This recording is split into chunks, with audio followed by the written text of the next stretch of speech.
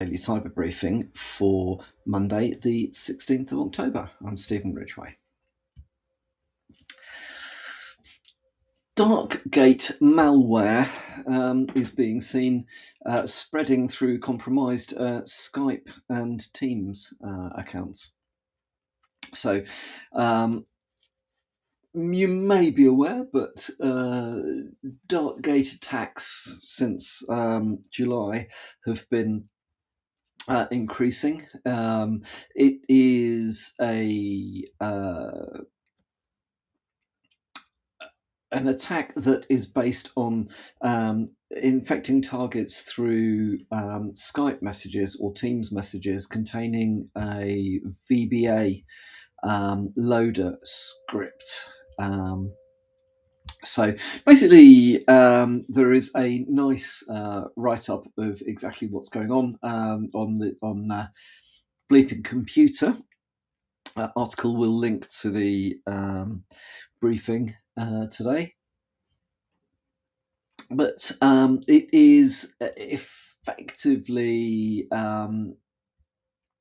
looking to use pre-compromised Skype accounts or Teams accounts in order to gain access to corporate environments.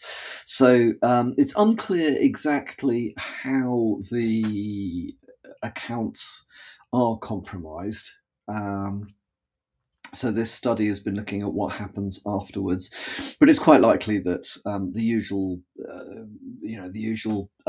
credential stuffing, brute forcing, the usual things, phishing, whatever it may be, gets access to Skype and or Teams, and then that account is then used.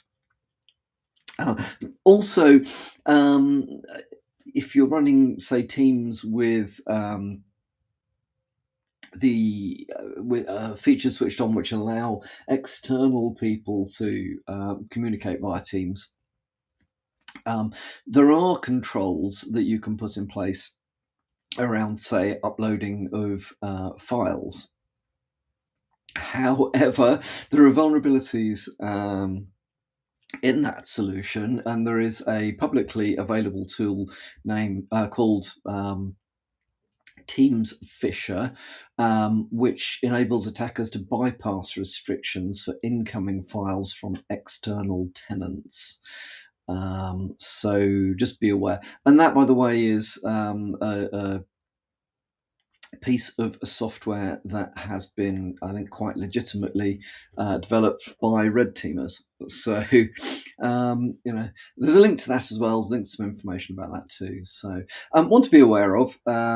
Just keep an eye on your Skype environments and your Teams environments. Make sure that your SIEM or your security visibility tooling has got the indicators of compromise that you can pull out from the article, so that you will catch this stuff if it's going on.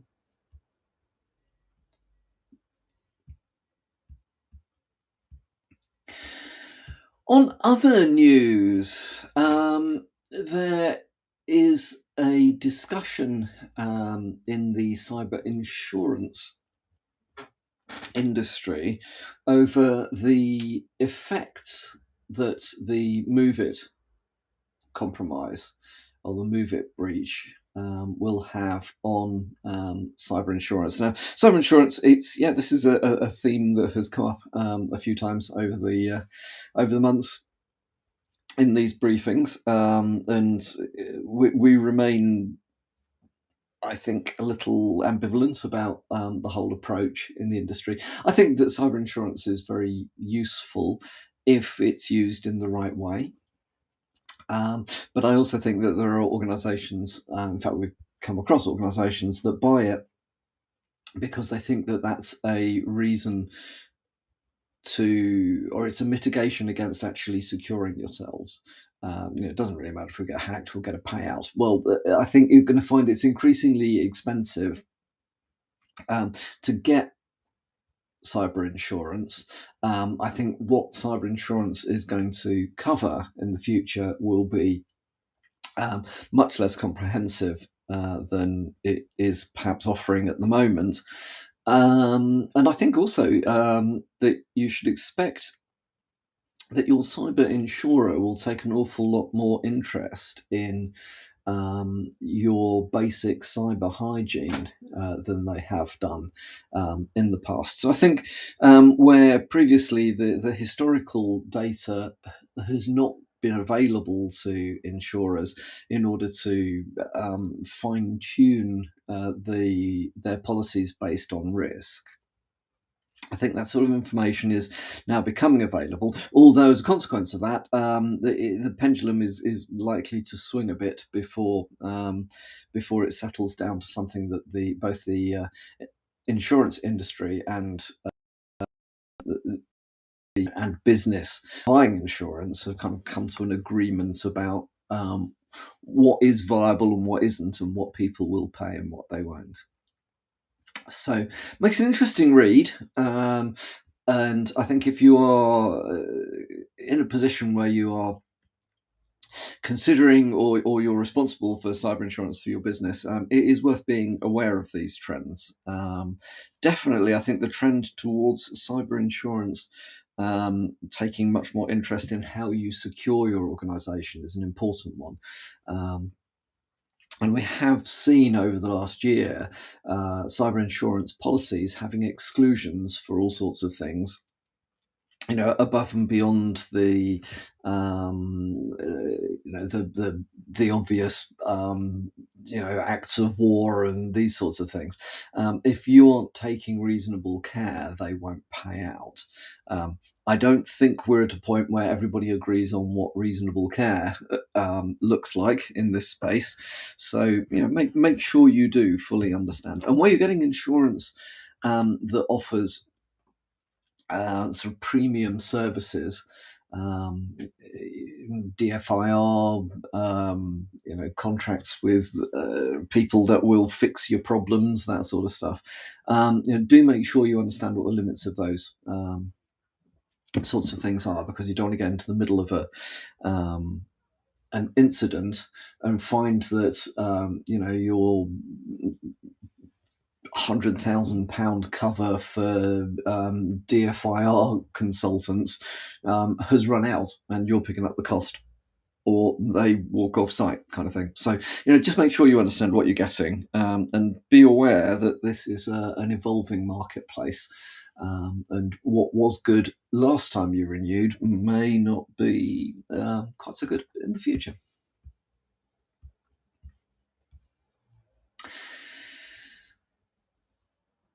FTX. So, if you remember, FTX hack. Well, according to a specialist organisation that traces cryptocurrency, the attack was potentially sponsored or carried out by Russian criminal groups. Now, there's no particular surprise in that statement, but the reason that I thought I'd bring this to people's attention is because it highlights the increasing ability for defenders and law enforcement agencies to trace cryptocurrencies. It was interesting because there has been this feeling that cryptocurrencies are anonymous. So, if you've got nefarious intentions, get people to pay you in Bitcoin because you can't trace the money. Years ago, I was thinking to myself, well, hang on, surely the whole point of cryptocurrencies, well, certainly, the chain-based cryptocurrencies, is that the ledgers record what's happened to the money, and surely then you can work out where it all goes. And guess what? Yeah, actually you can. Um, so we've seen increasingly, we've seen that there are organisations now that have got the skills, the time, the resources to follow what happens to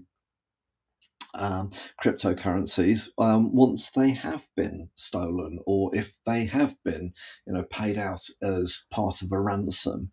Um, there are things that attackers can do or criminals can do that make tracing this stuff harder. If you're using a physical wallet which is mostly offline, then you can see where it's gone, but you can't quite see what you can't beyond knowing where it is. You can't do much more with it. However, as soon as you want to do something with that money, and definitely if you're looking to launder it and turn it back into fiat currency or something, then tracing where this stuff is going through exchanges is not actually as hard as people were originally thinking. It certainly can't be considered anonymous anymore. So listen, it makes interesting reading, and it's certainly something to think about. And I think that it is definitely a good thing that there are now specialist organisations that will help you track cryptocurrencies. So if you've been involved in cryptocurrency fraud, or a victim of cryptocurrency fraud, or you've had to pay out ransoms in cryptocurrency for ransomware or whatever it may be, I think there's an increasing chance that it will be possible to find out where that money has gone, and hopefully that will lead to the ability to recover it, or at the very least the ability to catch the people responsible.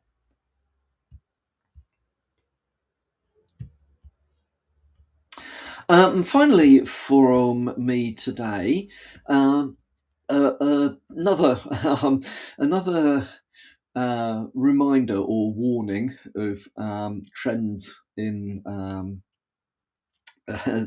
criminal activity at the moment. Ransomware gangs are stepping up their efforts to directly interact with employees of organizations. But in addition to looking to compromise accounts in the traditional sorts of ways, there is an increasing trend that they'll simply front up and say, we're going to pay you shed loads of money if you give us access to stuff. So there are ransomware gangs that will pay for TeamViewer, AnyDesk, RDP usage, kind of anything that will give the attacker the ability to get that initial foothold. Now, in smaller organizations, that's going to be of limited use, partly because the people in your own organization. Well, I suppose naturally, yeah, it's the same thing, really. It is then reasonably straightforward to focus law enforcement on a small number of people who could possibly have been responsible for that breach. But when you're talking about larger organizations with thousands or maybe even tens of thousands of employees, it may be very, and those sorts of organizations will be multinational, or may well be multinational.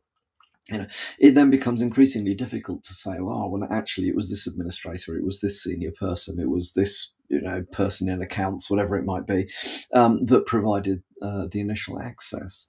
So I think just the concept of insider threat, we're all aware of it.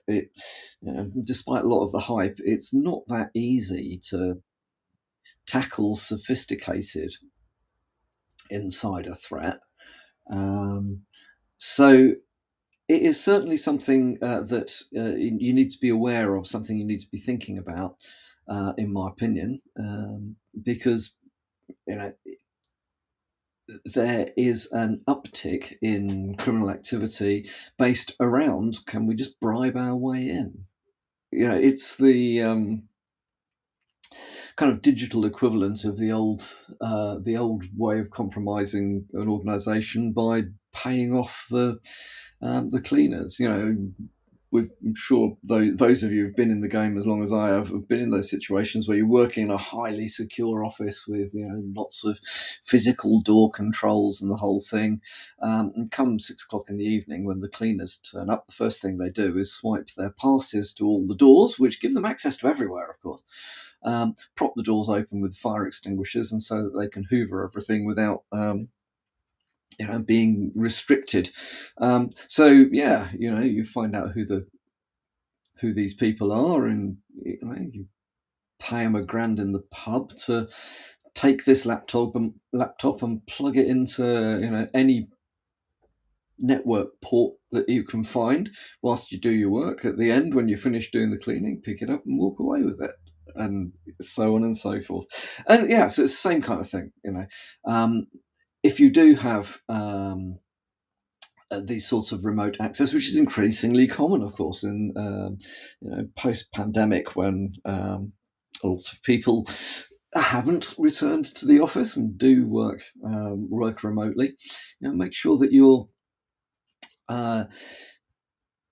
your controls around your remote access solutions are good controls, and definitely don't be relying on the sorts of controls that can be purchased, as in usernames, passwords, and those sorts of things. So yeah, definitely one, again, to keep an eye on, because this stuff is increasing, aimed, I think, more at larger organisations where the activity can be hidden, but is potential for causing problems in all sorts of organisations as well. Anyway, that is all from me for today. Hope you have a good day, and I will speak to you all again tomorrow morning.